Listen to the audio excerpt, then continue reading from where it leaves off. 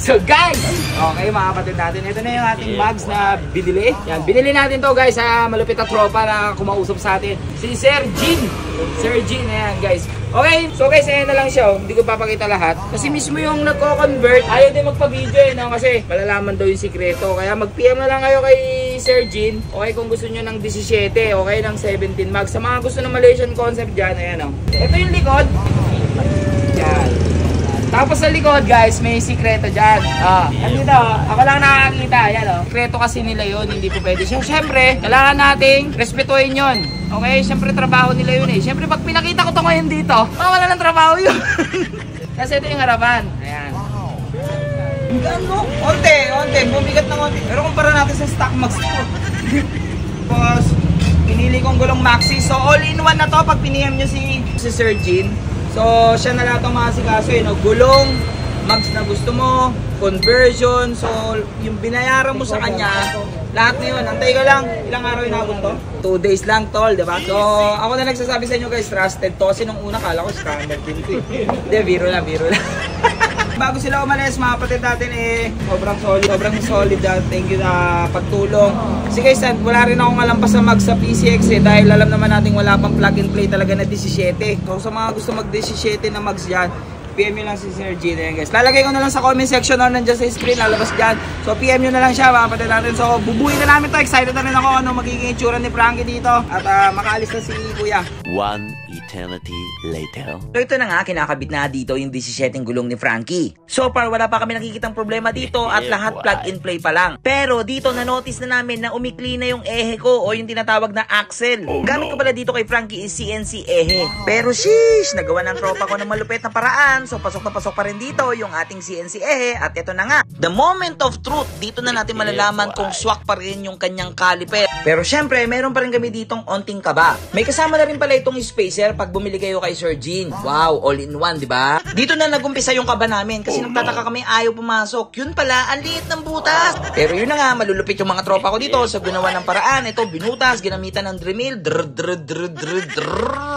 Pinalaki yung butas yan hanggang sa magkasya na yung bolts. Punta naman natin yung isa sa mga pinakamahirap na part dito sa pagko-convert na to. Ito na nga yung likuran na gulong ni Frankie. Kasi nandito talaga yung major convert na nangyari. So far, plug and play naman siya pero nagtataka kami bakit ayaw umikot. Ano kayang problema? Medyo kinabahan ako ng onti dito pero yun na nga, yung tire hugger lang yung umaharap. Grabe yung pagkakayari dito, wala akong masabi, ang linis, perfect. Pero balik na nga tayo dun sa problema namin, yung tire hugger. Gagawa namin ito ng paraan dahil syempre importante yan sa ating motor. Yan ang sumasalo ng putek, syempre pag tuwing maulan. Okay. At balik na nga tayo dito sa unahan ni Frankie, yan, saktong-sakto na yung volts and yung spacer, maluwag. Pero ang naging problema ngayon, kapos na yung tornilyo natin. So kailangan na natin magpalit ng tornilyo dito. Medyo delikado ng gamitin yan dahil maikli.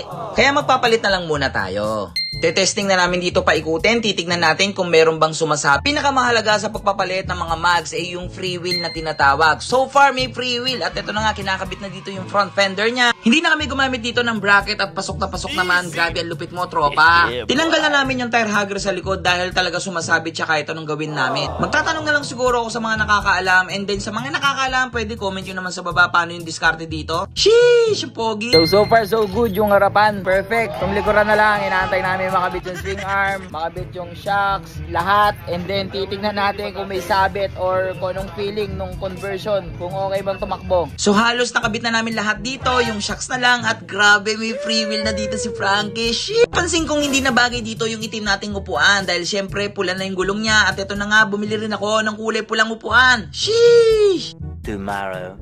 So yun guys, nabutol na yung video natin kagabi dahil late na. Siyempre mga kapatid natin marami na natutulog. So hindi na kami makapag-ingay, makapaggawa, makapagpukpok.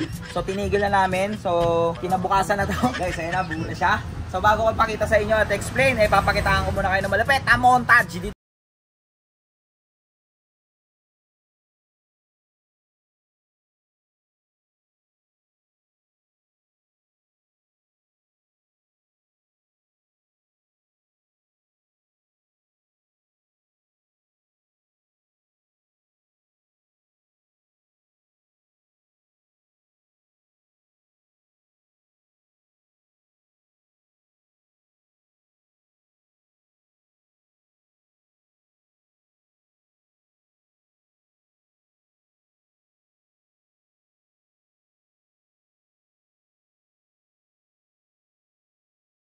natin. So far so good. Naging perfect yung fender natin dito. Lupit kasi dito sa SP Moto Hub So hindi na kami nag-bracket kung mapapansin niyo. So pasok na pasok siya para sa size ng gulong natin. Size ng gulong natin dito sa harapan is 60-80. Sa likod 70-80. Maxxis yung brand. Tapos pala yung brand ng mags natin dito is Hylos guys. Okay. 17 Slim Max, okay? So, ganun din sa likod. Itong likod, like what I said, is 70-90. So, gagawin pa namin ng paraan dito yung tire hugger niya kasi guys, tinanggal namin dahil sa pool eh. So, perfect. So, ngayon, testing naman natin siya guys kung kamusta yung conversion na nangyari. Kung safe nga ba, makakalas nga ba, so may alog or may paling, hindi natin alam. So, testingin ko siya. So, dito pala, napansin ko na agad. Ang gaan niya. Ang gaan ng motor, boy. Boy, ang gaan mo na. Parang laruan. Namayat ka.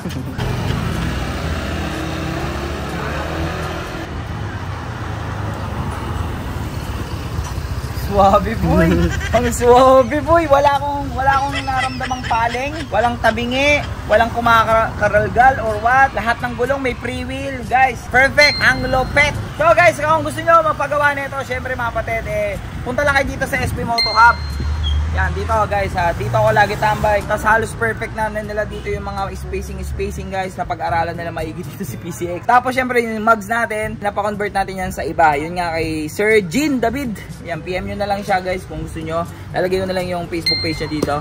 So, kung may comment kayo, kung gusto nyo gawa natin ng another video, kung kamusta yung mugs natin in the few days or in a few months, kung yung conversion nakalas or what, kung anong update natin, gagawa natin yan. Basta comment nyo lang dito. And ayun na nga, successful na yung ating Malaysian concept.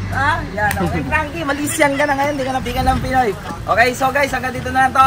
So,